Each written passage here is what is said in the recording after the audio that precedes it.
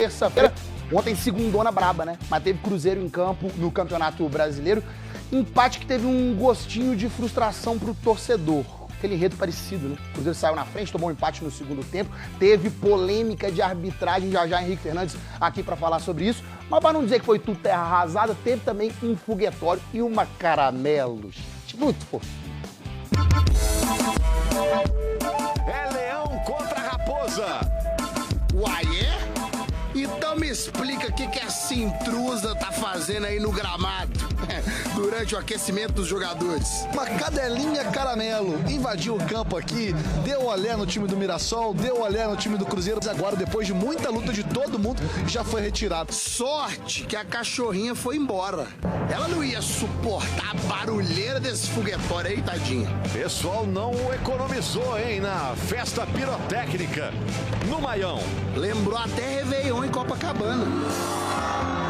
15 toneladas de fogos iluminaram Copacabana por 12 minutos.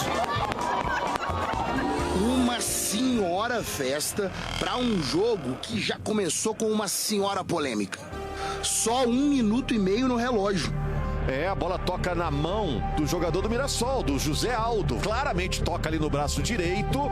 Foi um toque bem assintoso, né? O VAR mandou o jogo seguir, né? Não tem como o VAR não chamar, né? Eu achei muito pênalti. Eu não sabia que é permitido fazer manchetes de vôlei dentro da área. Mas o que é que eu vou fazer? E o problema é que é um erro que vem acontecendo com uma grande frequência. 2 minutos depois da polêmica, o Cruzeiro abriu o placar.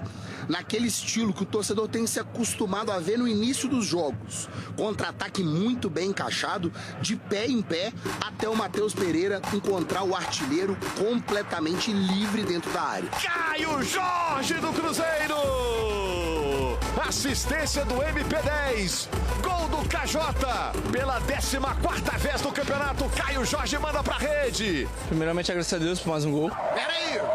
Amém, tudo certo. Mas e o Matheus Pereira? E o Pix? Acho que minha equipe tá fazendo um bom primeiro tempo. Tava mesmo.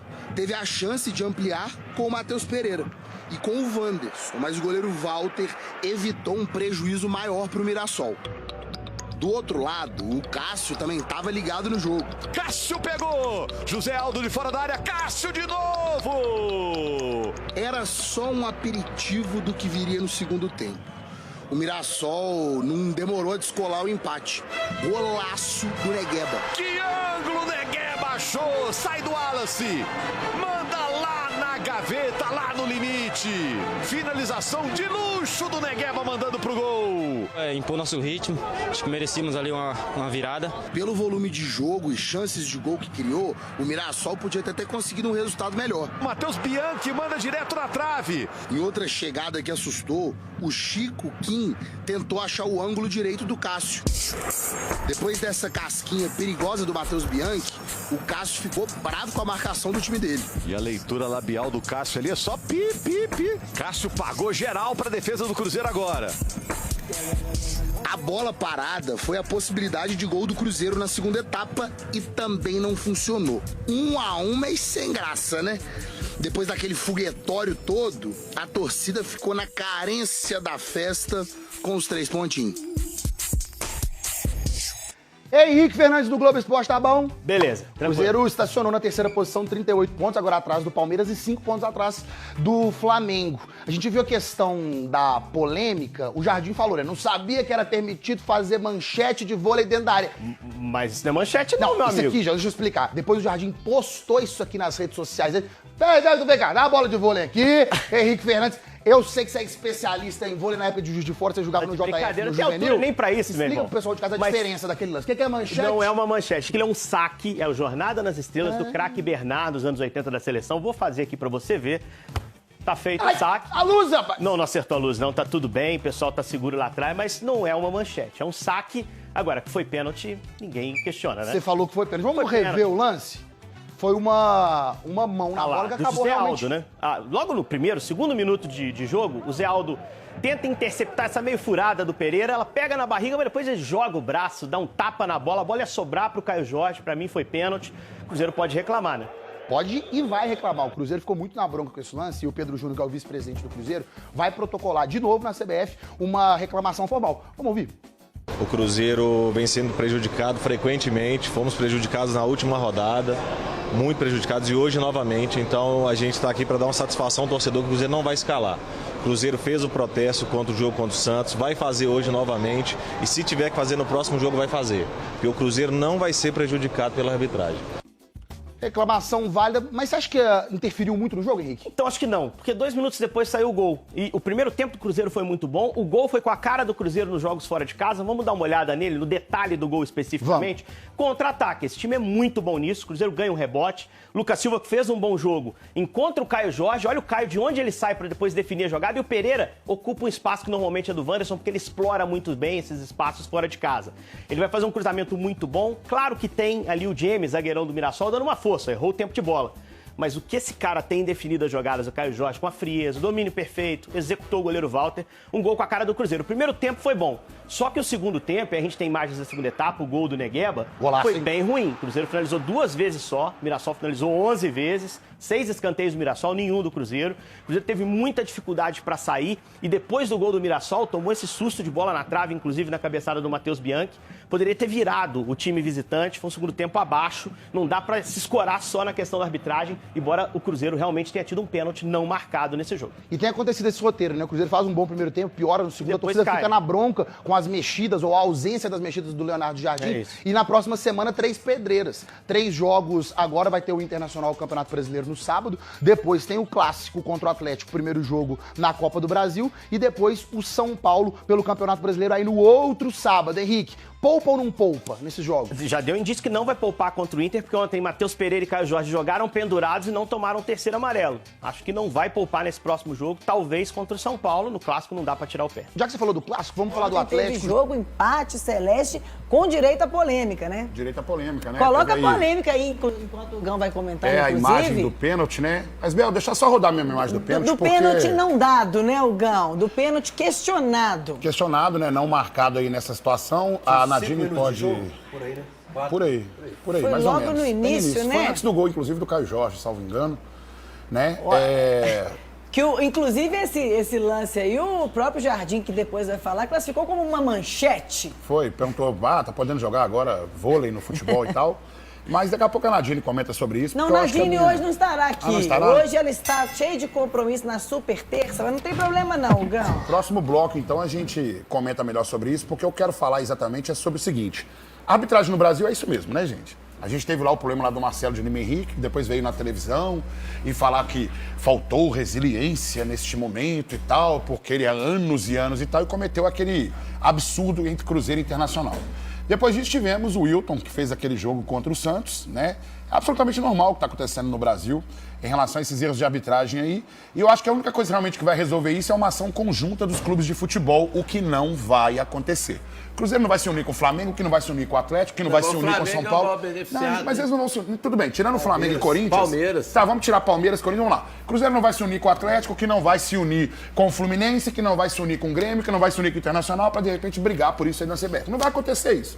Então, a minha cobrança é a seguinte: Cruzeiro, vocês não podem fazer a partida que vocês fizeram, porque a arbitragem é isso aí.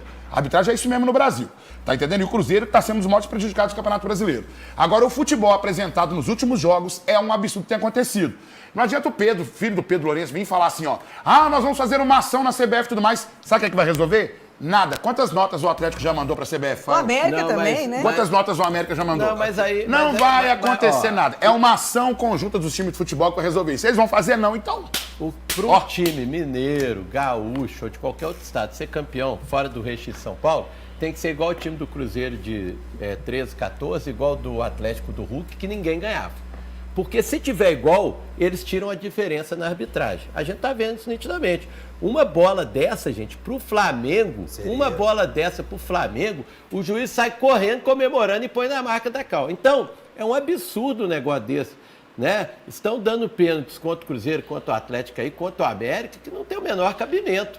E aí, no mínimo, os times mineiros tinham que se unir e ir lá reclamar. Pelo menos para ficar evidente que nós não estamos satisfeitos com essa interpretação errônea do VAR. Mas não vai ter uma união conjunta dos clubes de futebol, então a arbitragem do Brasil vai ser isso mesmo, porque vai ter o corporativismo entre os árbitros também. E o VAR já entrou no esquema. O VAR também não serve pra nada. Porque o VAR, nesse caso, nem chamou também, né, Toledinho? Serve pra nada, Bel. Então a minha cobrança nesse momento é sobre o time do futebol e o futebol, péssimo futebol apresentado, e também o Leonardo Jardim que não faz as mexidas que tem que fazer. Então a arbitragem no Brasil, gente, é isso aí, então é esse negócio. Eu podia ironizar o Gol sobre aquela questão do CRB aqui, mas você leva pro coração, né?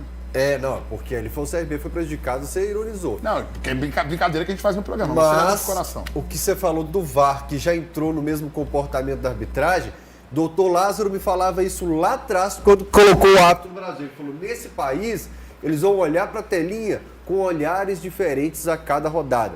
E é isso que a gente vê hoje. Tem coisas que a gente vê, tem coisas que a gente não vê. Já dizia aquele tem coisa que vê diferente. Agora, Hugão, você já falou que não quer falar da arbitragem, mas o Jardim quis e falou. A situação é fácil de analisar. A bola toca na coxa e toca no braço. Mas depois, isto não é o penalti. O penalti vem a seguir porque eu não sabia que é permitido fazer manchetes de vôlei dentro da área. Isto é a segunda situação. Mas o que é que eu vou fazer? O que é que eu vou fazer? Eu ontem vi uma expulsão num jogo, que o jogador abriu os braços, foi expulso. Hoje vejo isto, não é chamado.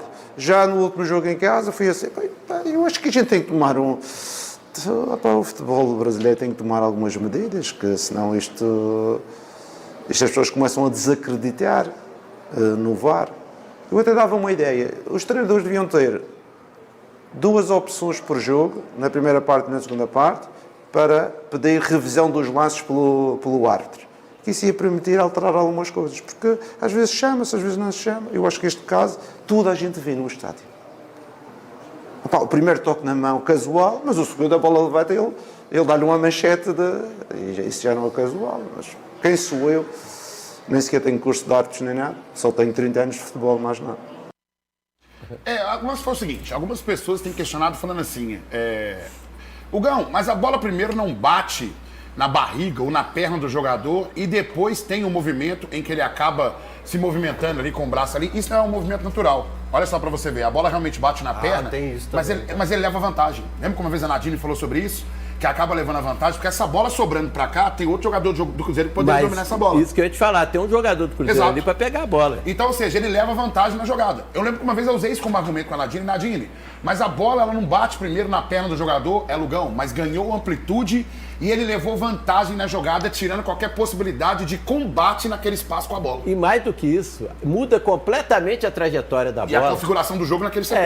Então agora eu queria ver se fosse pro Flamengo, se fosse pro Palmeiras. Se já o juiz mesmo já não dava, o VAR.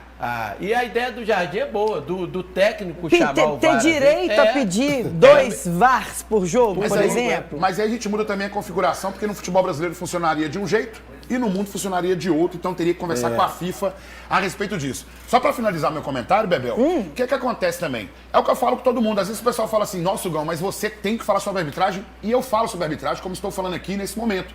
Mas a minha cobrança maior vai ser sobre o time do Cruzeiro. Sabe por quê? Porque a vida inteira nós vamos jogar exatamente contra isso aí. Vai ser contra 12 dentro do campo. E não estou colocando a responsabilidade sobre o outro time, não. É porque o árbitro, ele é uma peça que atrapalha o jogo de futebol no Brasil. O VAR, a 13ª peça que atrapalha o jogo de futebol no Brasil.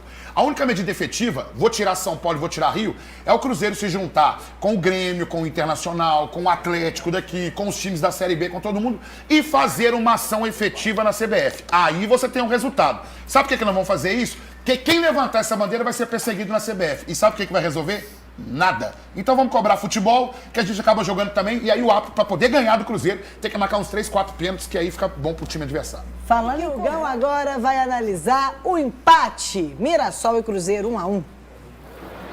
Bel, minha grande reclamação é sobre o desempenho do Cruzeiro depois de um determinado tempo da partida. Logo no início, esse pênalti não marcado.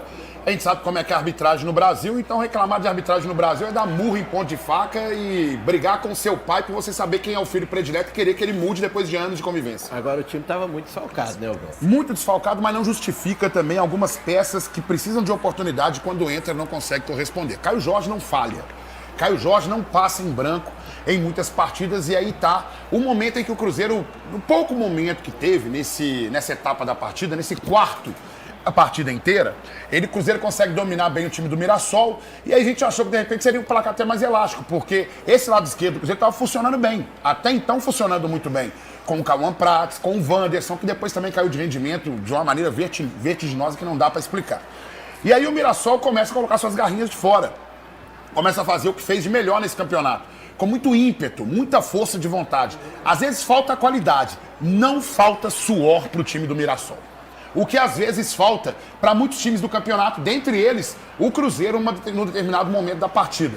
Não sei se por cansaço, não sei se de repente por exigir muito do físico dos jogadores naquele momento em que o Cruzeiro precisa sufocar o adversário, que é a estratégia do Jardim, pelo menos nos primeiros 30 minutos, sufocar o adversário, mas o Cruzeiro simplesmente prega em campo. Agora eu vi o Lucas Silva muito cansado contra o Ceará e ontem no segundo tempo, né? E o Jardim não tira. E o Cruzeiro precisa olhar para esse setor com um olhar com um pouco mais de carinho também, porque o Romero também já não é mais nenhum garoto. Tem muita força física, muito condicionamento, mas não é mais nenhum garoto também. Você precisa de homens de velocidade. Quando colocou a opção do Wallace, ontem eu coloquei aqui outra opção, que seria, de repente, você colocar o Lucas Silva e o Eduardo, você ganha um pouco mais de, não estou falando de velocidade em termos de corrida, mas sim de posse de bola e talvez de combate ali com o Eduardo atuando junto com o Lucas Silva. Sei que é uma característica diferente do Romero, mas você coloca fazer, por exemplo, o encaixe do Christian junto com o Wanderson para poder fazer uma composição de 4 homens no meio campo, para você não deixar o time do Mirassol fazer o que estava aprontando aí, ó. O Mirassol toda hora buscando essa jogada de entrada ali de área e conseguindo. E aí o Wallace, você não pode ficar assistindo o jogo, né? Eu te defendi muito aqui, queria que você buscasse o seu melhor condicionamento, que você encontrasse o seu futebol, mas esse tipo de jogada aí, você não toma esse drible aí, meu amigo. Não é um drible que um volante toma nesse setor do campo, demais, cara. Né? Muito lento. Olha como é que tá a classificação aí, meus amores. De todo não foi um péssimo resultado, mas isso depende também do jogo de sábado do Cruzeiro contra o Internacional no Mineirão. O Cruzeiro precisa vencer, precisa buscar o resultado, principalmente porque Palmeiras e Flamengo estão com jogos a menos nessa tabela. Interfere um pouco porque é antes do clássico pela Copa do Brasil. Interfere muito. Interfere, então, muito. Assim, para Galo e Cruzeiro terão interferência demais nas duas próximas rodadas do Brasileiro. E o que me deixa triste ali é que o América trouxe reforço do Sport, que não estava sendo usado lá, ô Isabel. E tá negociando com o Guarani, o goleiro. Nós vamos falar daqui a pouco. Tá negociando com o Guarani, o goleiro. Agora, falando em negociação, Gão, ontem já mostramos, né, que o empresário do Sinisterra estava a caminho do Brasil. Aí ele fez uma nova postagem, pode colocar aí na tela, por gentileza, provavelmente no Rio de Janeiro, falando de momentos felizes. E ali, entre, né, os participantes deste encontro, está o compatriota do Sinisterra, que é o Andrés Gomes, que foi contratado pelo Vasco. Aí agora tá aguardando. Tem notícia assim da chegada do Sinisterra? Bebê, a única notícia que a gente tem é que o que interessou muito o Bournemouth, acho que é essa a pronúncia, gente. Meu inglês é péssimo, tá? Bournemouth. Ficou muito melhor, Toledo. Ficou muito melhor. Eu sou ruim no inglês. Ficou muito. Eu pelo menos tentei, mas ficou bom. Mas o que acontece? O Cruzeiro realmente buscou um empréstimo diante lá do Bournemouth, acho que é isso. E aí, o que mais interessou é o seguinte, é que o Cruzeiro faz esse empréstimo já com a proposta de compra praticamente engatilhada. E o Cruzeiro não é aquele tipo de time que hoje em dia, por exemplo, vai comprar um jogador de 15 milhões de euros, joga aquele prazo lá pra frente. O Pedrinho já quer resolver a parada rápido. Isso chamou a atenção muito, além do interesse do Sinisterra também de estar num grande centro de futebol, porque ano que vem é ano de Copa do Mundo, e ele não quer ficar no banco como estava na Inglaterra, não porque era um mau jogador, não isso. Só mesmo perdeu espaço pela forma que o Bournemouth joga hoje. É isso mesmo? Eu não sei se é sinal. Melhor. Vocês estão indo. É o S, é você trocar o... Não, meu inglês é horroroso. O S pelo R, Bournemouth.